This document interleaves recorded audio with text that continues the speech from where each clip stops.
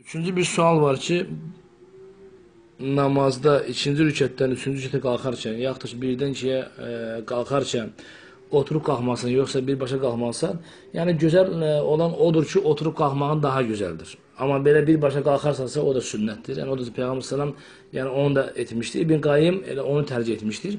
Amma bir çox İslam alimlərimizin də yəni bəyəndiyi budur ki, tercih etdiyi, yəni üstün gördüyü oturub qalxmağın namazın tadilini, yəni rahatçılığını, şərtlərini yerinə yetirmək baxımından daha doğrudur.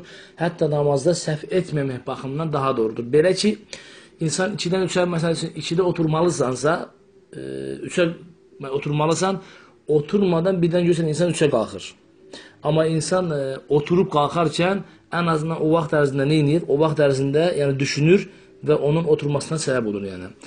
Bundan dolayı mənim inşallah yəni belə həm qəlbimə yatan, həm də elmlə belə üstün gördüyüm budur ki, inşallah oturub qalxması daha doğrudur. Amma ara sıra yəni o birisini də etməkdə bir sakınca yoxdur inşallah. Ən doğrusunu da Allah Subhanahu